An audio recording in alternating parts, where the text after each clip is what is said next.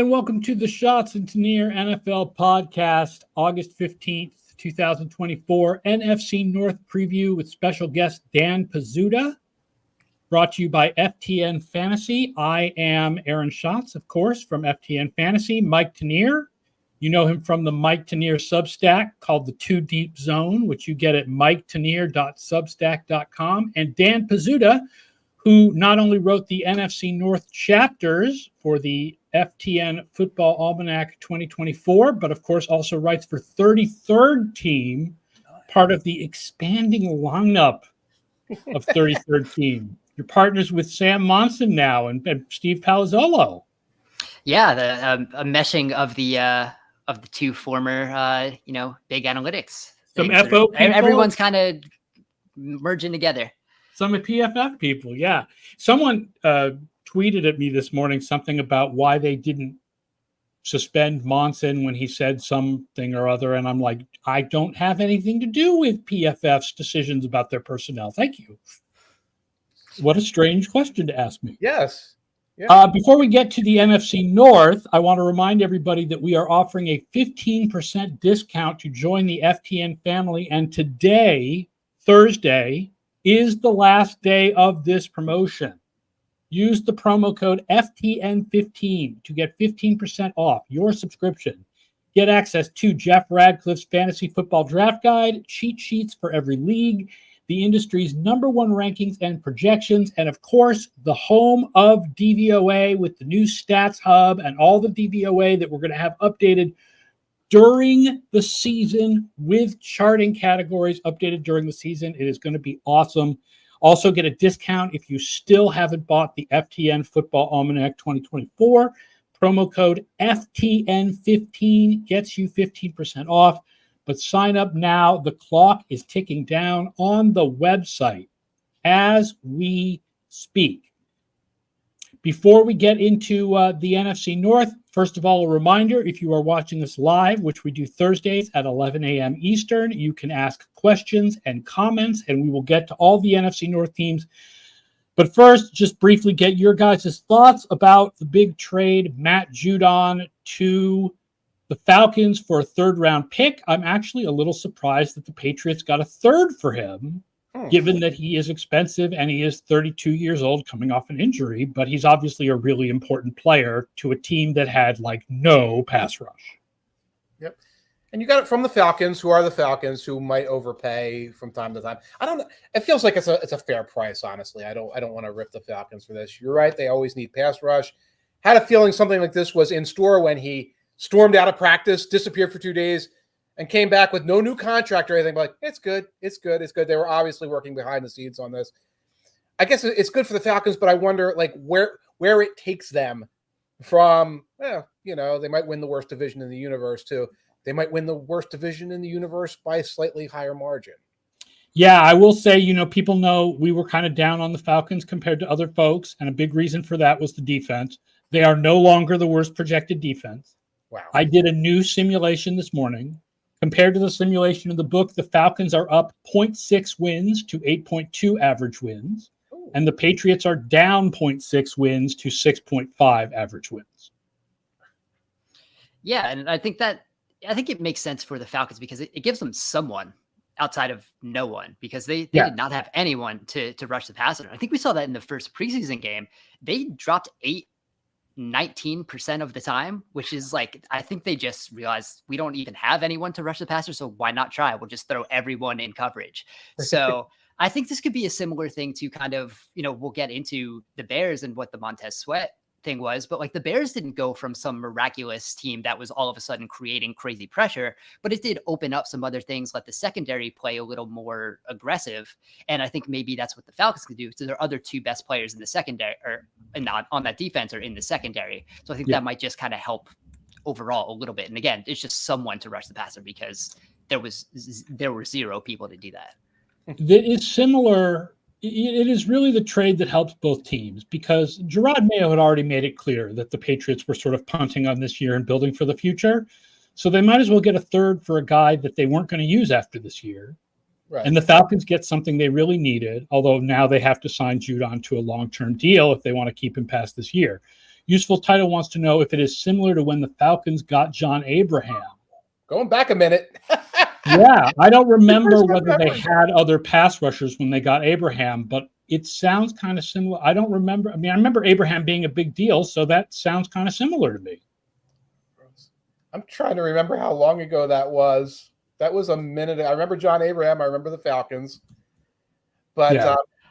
Right now, you said 8.2 is the projection, and that's up, which gives the listeners an idea how down our projections were even after this offseason for the Falcons. Their over-under, the house over-under right now is still way up at 9.5. Yeah, I still like the Patriots over and the Falcons under.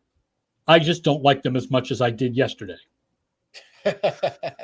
Never bet on the Falcons, of course, is my mantra. So vote with your conscience in terms of what you do. I still feel like the Patriots defense is good enough to win 5 games. I just I'm not playing the let's get the really good odds on over 5.5 and move the line a little bit thing anymore. Like that now I'm like, okay, 4.5 is. That's a good point. We talked about that a couple of weeks ago. It's like, yeah, you can move the line because it's so low. Still down at 4.4. If you go up to 5.5, you can get plus 160. You think they got 6 wins in them? I'm not sure, but I think they got 5. John Abraham was 2006. That is a while ago. We're going to have to pre-Matt Ryan days. I'm sorry, I don't have a good take available from off the top of my head from 18 years ago. All right, let's talk about the NFC North, the other division that made huge news this week. We're not going to start at the top with the Lions. Let's start with the Minnesota Vikings and J.J. McCarthy being out for the year, the first quarterback from the first round in the modern draft era to lose his entire first season to injury. Right. Before playing at all, like guys in week Right. 2. There have been other guys who sat for the whole first year, but he's the first one who won't even practice. Right. Or got hurt in week 3 or stuff like that. But yeah, this is somebody was asking about the history of this. It's like there's not a lot of history you can draw from meaningfully. Yeah, it's tough because he's a guy that you would kind of have liked to had some more experience too of, sitting and even practicing because, he wasn't asked to, be in a lot of throwing situations in Michigan. And that was kind of what you kind of looked at him coming out of the college. But it also does help that he was, one of the younger prospects too. So it's not like this is going to be a Michael Penix where he's coming in 24 and his first starting season is going to be at 25. He was on the younger side. So if there's a little bit of optimism there, he could have a year to, be all right, recover quite quickly. And it seems like they're just being, very cautious in this. It's not necessarily an injury that should have cost him a full season, but because they did the repair, I think they're just, going to play this as safe as possible. They have a long career ahead of him. So I think that the idea of cutting a little bit off of the cartilage to get him back as soon as possible didn't make any sense.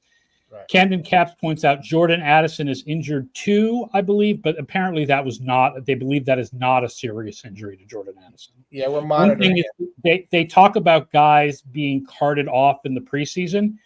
Any injury in the preseason, in the training camp, you get carted off. It's not the same as when the cart comes out in a game. True. Yeah, preseason and training camp injuries is where you need to wait a little bit to get confirmation of what the injury was before you start freaking out about it. The interesting thing is Darnold actually does a little bit better than McCarthy in the quarterback projections that are separate from the offensive team projections. McCarthy was the lowest of the 5 quarterbacks who we thought might play this year. And he probably would have ended up with lower than Penix too. I didn't do Penix, but Penix is older, and older rookie quarterbacks play a little bit better than younger rookie quarterbacks, all other things being equal. So even though Darnold has sucked for most of his career, he ends up, he's got that 6 good games in Carolina 2 years ago, and then he sucked for the rest of his career. Right. And I feel kind of like his awfulness will be balanced by the fact that O'Connell gets guys open and they've got great receivers, or at least 2 really good receivers. And that I feel like this team is going to be better than people expect, but not good. Dan, what are your Sam Darnold impressions in this world? Yeah, I've never been a Sam Darnold guy, but I do fall in line with, I do think there is enough offensive structure here where Sam Darnold can be the guy that he's kind of been his entire career, and it can still be a good enough offense to be passable. I do like a lot of the things that Kevin O'Connell does in that offense. I think we saw him in some of the preseason games. Like I wrote about McCarthy's debut before we knew he got hurt, and there was just a lot of like very easy openings and things and ways to get guys open that very easily in rhythm of the offense that I think Darnold can take it. And even when you look at like what like Nick Mullins was at the last couple of games of the regular season last year, it's like -4 DVOA while trying to throw an interception on every possible pass that he could. And so like when you have a passable DVOA, which isn't great, but again, like I think he had the highest interception rate in the league and a 7 to 8 touchdown to interception ratio, but still not completely derailing the offense. I think that's kind of what we could potentially see with Darnold. Right. He has a history of like the first 2 or 3 games out there before he's figured it out, playing well. That's what he did with the Panthers kind of twice. One thing to remind people, we were talking about Jefferson. Addison does also have like a DUI like that's like hanging over him a little bit. TJ Hawkinson, I have not seen a injury update. He had an injury in December. No, it sounds like he'll be out at least the first few games, though. He'll be out for a while, right? So he's not part of that group of playmakers that Darnold will have at his disposal. The other big thing for them is losing Danielle Hunter. It's interesting because Danielle Hunter and DJ Wanham left at the edge rush. But Jonathan Greenard and Andrew Van Ginkel and the first-rounder Dallas Turner all come in. And Greenard was as good as Hunter last year, except on 400 fewer snaps. So it's like, can Greenard be that good if he has to play 1,000 snaps instead of 600 snaps? Yeah, I think he can still be around that. And, you know, you're going to be in a defense now with Brian Flores that's going to be sending a lot more players from other places, which I think is going to help open up some things on the edge also. So he's not going to have, you know, as many just straight one-on-ones in a 4-man rush as he kind of did last year. I think Andrew Van Ginkel is one of my favorite just kind of additions in there, just the type of player he is and how he's evolved in Miami. I think that fits perfectly in a Brian Flores defense, which he was in previously when he was in Miami, is the way he can play on the edge, play a little bit off ball, be that blitzing linebacker. I think like that adds a lot of potential possibilities in that pass rush. So I think just, kind of having all of those players together, I think is going to potentially be a better pass rush than it was last year, because we talked about it in the chapter.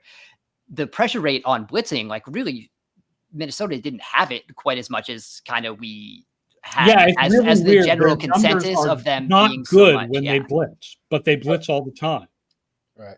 It was and they really didn't have a choice because they didn't really have that type of pass rush. But I think now they can kind of mix it up a little more and be a little more productive, no matter what they're really sending on defense.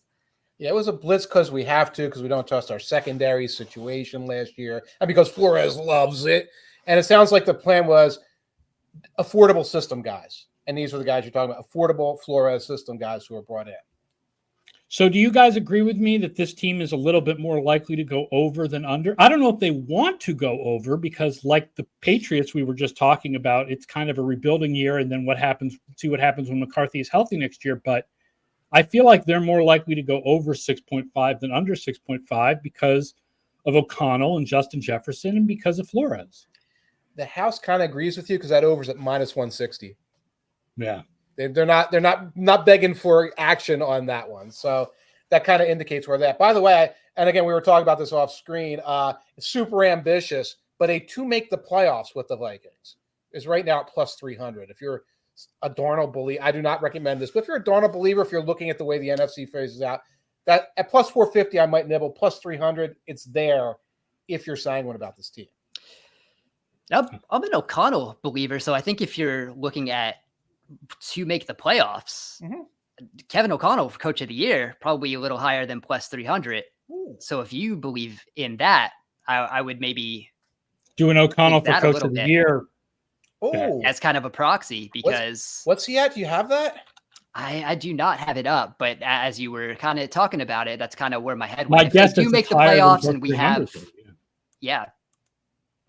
I will not be able to find it quickly. Right. It's not happening. Before we talk about the Lions and Packers, I want to mention my NFL Pick'em pool for 2024. We are doing an FTN Beat Aaron Schatz Pick'em pool through Splash Sports. The top 3 winners will win cash prizes. The top 5 will win FTN swag. And you can pick all the games. It's a $20 entry. You can pick all the games by going to splashsports.com/FTN. I wrote about it on my Twitter feed also. If you follow me on Twitter, you can click the link there for the Pick'em pool. It's going to be a lot of fun. So sign up for that. Detroit Lions, I think, are still the favorites in this division. I mean, we have them number 2 in the whole conference. We'll get to the Packers in a second, but I mean, I think the Lions are a serious Super Bowl contender. What'll be interesting, I think, is what they get out of rookie cornerbacks, right? Because they're depending a lot with Tanier Arnold as the first-round pick who will start, and then Ennis Rakestraw as a second-round pick, who I don't think is a starter, but they're depending a lot on those guys. And both are injured right now. But good news, Tanier Arnold, it's a day-to-day with a pec injury. Ennis Rakestraw, they say it's a mild ankle sprain. Both played pretty well last week from what I was able to see. And these are minor injuries. Just mentioning it. You're absolutely right. They're counting on these guys. They're hoping they don't have another injury apocalypse, which is kind of what happened to their secondary last year. Yeah, that's kind of my thing with them is this things we're saying about Detroit in the secondary this year are kind of similar to what we were saying about them last year, because they did make an effort to make that secondary better. They did realize they needed to add some more pieces, and they did. And then they kind of immediately got hurt. There wasn't a lot of depth there. And that's when we have like Kindle Vildor playing in an NFC championship game. And that's kind of what they did. So if there is a little bit of injury here, they have a little more of a buffer, I think, than they did last year. But that's still definitely a concern, either injury or if these rookies just don't play great, right away. I mean, I still feel pretty good about the offense, despite the fact that they're not so deep at wide receiver. Like Khalif Raymond is likely a starter, but I mean, I'm a believer in Ben Johnson, and he seems to manage an offense well and have Goff playing really well. And, so I think they're going to still be a fine offense. I think they'll be a little bit better on defense, and I think they're going to be a pretty good team overall. Well, star-studded offensive line, can't forget that. Don't forget the secondary. They also bring in Carlton Davis. Carlton Davis is going to be one of the starters out there, and there's been no bad injury news on that one, so that's a positive. But yeah, it's hard to. I guess the weakness is like this. Wide receiver core does not set the world on fire, so to speak, but they have so many other strengths along the way that it's easy to. It's waiting for Jameson Williams to blow up, right? They're depending a lot on Jameson Williams finally fulfilling his potential in year 3. Yeah, it's that thing on wide receiver, and I think edge rusher too, where you have the one star guy that you can kind of run everything through. But after that, it's kind of a bit of a question. So you're really putting a lot on the plate of this star player. I think obviously having Sam Laporta as a tight end, the youthful title point that also, the number 2 guy really. So your number 2 wide receiver isn't really the second option. He's more of a, even a third or fourth if you, get Jahmyr Gibbs involved a little more in the passing game. So there are definitely some ways around that. So yeah, I expect the offense to definitely be really good again. The ceiling of it probably does depend on whether, they do get a second wide receiver to really break out, to really expand on what they can do. Right. Yeah, but if it's got to be Jameson. It's not going to be Khalif Raymond. If it's either going to be Jameson Williams or it's not going to be any. Right. Let's talk about our sponsor before we do the Packers. Underdog Fantasy is the easiest place to play fantasy sports, and it is the fastest growing fantasy app in the industry. Underdog is now offering a new customer FTN special with up to $250 on your first time deposit. The Underdog app is easy to use, and new best ball drafts are dropping every week. With the NFL season just a couple weeks away, now is the time to start drafting and prepare for your home leagues. Sign up with promo code FTN to claim a 50% deposit offer up to $250 in bonus cash. NFL season is here, and who better to celebrate with than Underdog Fantasy? Promo code FTN. And the Packers, the question is from Camden Caps. Does the small sample size for Jordan Love scare any of you guys about his contract if you were a Packers fan? And I think the answer is yes. They had to sign it, but you are right to be scared about it. It's not my money, so I'm not that scared. But yeah, I'm scared for the future a little bit. But like Aaron said, what's your alternative? What's your real alternative? Not like the headcanon alternative. Well, make him play for this, and if he doesn't like it, he holds out. It's kind of how they have to operate. Yeah, I think the Packers were smart about how they did it also, because it's not really a loaded contract where they're going to be in trouble if, this doesn't work out. And I'm optimistic that it will. I think his play over the second half of the season, when there was an actual shift in the offense too, it wasn't just like bad and good. There were like actual things that I think contributed to this offense being better. But when you look at the contract, like obviously it has the big $55 million average, but that comes from like a $75 million cap hit from 2028. So this is a very backloaded type of deal that kind of boosts up that average. So it's not as crazy of a, biggest contract in the league that it's kind of made out to be just by those average. And he didn't go from bad to good. He went from average to really good. Yeah. So the overall performance for the whole year is pretty good. Yep. And you're right, Dan. Both the Tua contract and the Love contract, there's like trapdoors and backdoors and things like that. There's a bunch of money up front, and then you can kind of escape from it and things go poorly. By the way, Dan, we have an assignment for you from FTN Fantasy. Sure. We're sending you up to Green Bay. You have to ask LaFleur about number one receivers. I heard he loves that question. He loves that idea. He wants to know which of your great receivers is number one. I'm going to ask it. Everyone will be like, who is your number 4 receiver? But which of your guys do you want to throw under the bus and say they're 4th?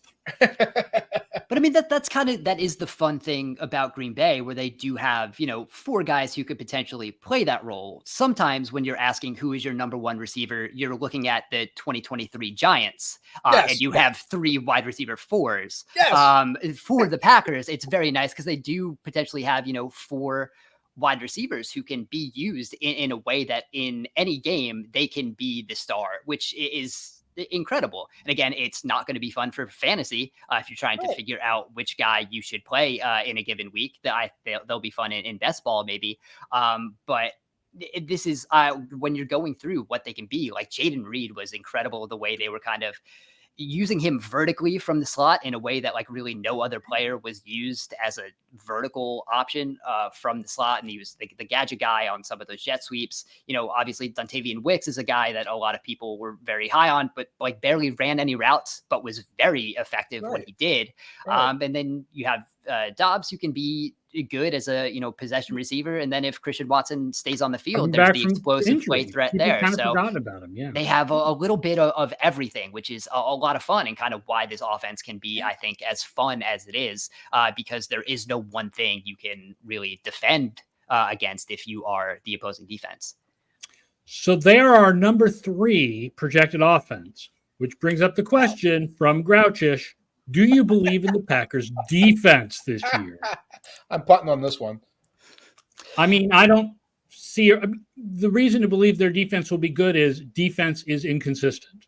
I mean, they do have the new safeties. That's nice. McKinney and Bullard, the second round pick. Yeah. But this cornerback is tough because they're really depending on Eric Stokes coming back from injury and Jair Alexander staying healthy. And there's not that much depth behind them. And I don't know how good that's going to be. Yeah, I mean, Carrington Valentine was good for what he was last year when he got to play time. So I do think they have a little bit of depth. Overall, the defensive structure of this defense is the thing I'm most interested in this year, because we see so much of what the NFL is right now going to the too high defense, and that's what the Packers were trying to do with Joe Barry.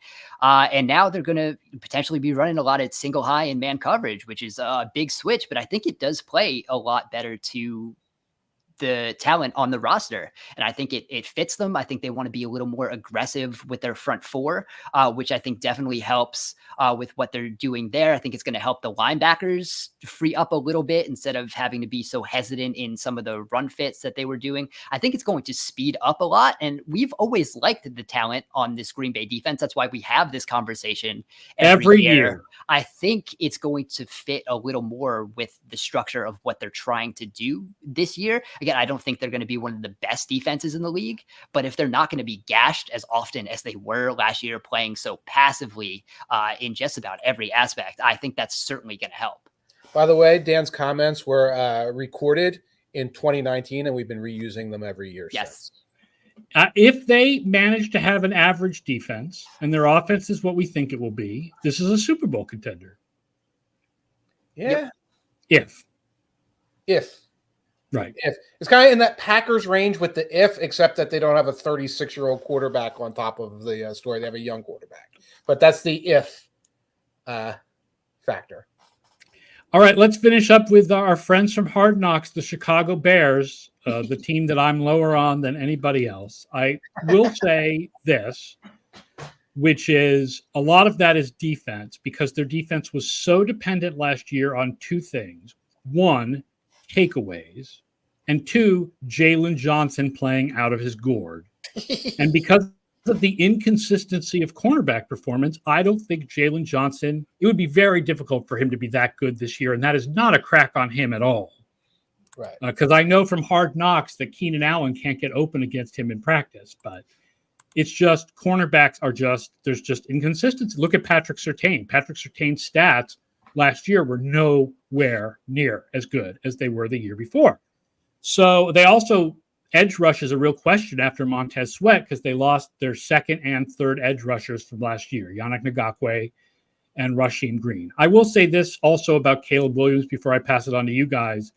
He looked great in that first preseason performance, doing all the stuff that we already knew he could do because he did it in college, right? Like Caleb Williams made off-balance throws, and he looked really good doing stuff and made great throws. And what I want to see is him read defenses that are designed to stop him with actual planning in the regular season. If he looks like that against those, then I'll be like, oh, he's going to have one of those good rookie seasons. Here we go.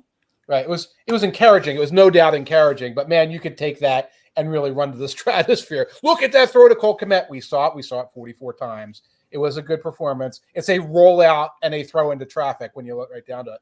One other thing, you mentioned Sweat. He's been out of practice for a couple weeks, undisclosed injury. They don't sound too worried, but, it's the Bears, so we don't. Have you noticed Sweat has not been mentioned on Hard Knocks? Interesting. That sort of surprised me. I'm like, this is like the second best player on their defense, and he hasn't even been mentioned. It wouldn't be like a Bears player to quietly be mad about something. That's never happened in the last 2 years with some weird secret hanging on in the background. Nothing to worry about there. Yeah, I think the interesting thing with that, too, is they apparently were the second finalist in the Matt Judon. Were they? I believe someone reported that it came down to, there were a bunch of teams involved, but it came down to the Falcons and the Bears. And I wrote something, I think, yesterday for Hassan Reddick, and I put the Bears down because I think that would be fun because they don't really have a second guy, as you said. So the fact that they're sniffing around a little bit shows, one, I think they realize that they do need a second edge rusher. And that's kind of the biggest thing on that defense. Because like we said in the beginning, and as mentioned in the chapter in the book, Montez Sweat definitely helped change this Bears defense, but it wasn't like they went from this team that couldn't rush the passer to a team that was like top 3 or 5 in pressure rate. They were still bottom 3rd team in pressure rate once Sweat got there. But he was individually great. He was able to create some pressure that did help the defense be a little more aggressive in some of how they were playing some of their quarters once they got into the second half of the season. I think they were a little more aggressive in jumping some routes, which caused a lot of those turnovers that let them be one of the best defenses in the league over the second half of the season. So I am a little concerned about that second pass rusher just being a consistent piece. Austin Booker's looked really good, but again, he's a rookie 5th round pick. Right. So as impressive as he is, I don't know if you're counting on that to be, your consistent number 2 guy for an entire season. And yeah, so that's what it comes down to on the defense. But offensively, like I think if you look at, Caleb Williams' first throw, I think where he was, in the pocket, surveyed the field a little bit, found DJ Moore, fired one. That's the kind of in rhythm stuff that you do want to, see more of, that he just didn't get a chance to do in college because that offense was just a complete mess. So he had to be scrambling and doing all that out of structure kind of thing. So I do have a little more faith in the structure of the offense, that he won't have to be, doing the rollout to Cole Kmet. It's definitely cool that it was able to be performed at the NFL level. But I do think we see a little more of that in structure stuff as the season progresses. So I'm definitely higher than the projections and kind of what I wrote. I'm a little higher than the projection too, because I am a Caleb Williams believer. I don't think this is Bryce Young part 2. As much as I keep saying, you never know, you never know, you never know. Like, he's pretty good, but Stafford wasn't good as a rookie. Some rookies just struggle sometimes, but I do feel like Caleb Williams is pretty good, and they put good stuff around him. And I feel like the defense may disappoint, but the offense probably won't. So overall, if you ask me about the Vegas number, I would go under, but if you ask me about our projection, I would go over. I'll give you this in the Vegas number. It is up at 8.5, and the under is plus 130. Yeah. And I'll give you another one. They are to miss the playoffs at minus 110. Okay. Maybe ghoulish, I don't know, but to miss the playoffs, come on. This is the Bears. We talked about the likelihood of, we had the Packers as a Super Bowl contender and the Lions as a Super Bowl contender. The Bears but there's spots open in the NFC. Because 8 of my top 12 teams are AFC teams. But the Bears have to beat out the Seahawks and Rams. Right. Since somebody has to make it from the NFC South. Right. And any team and Eagles. They have to beat out the Seahawks, the Rams, and the Eagles. And what if, the Buccaneers are running around at 9 wins, or the Saints are running around at 9 wins, or 8, 6 ties, and whatever it could possibly be. By the way, Dan, Coach of the Year O'Connell, plus 2,000.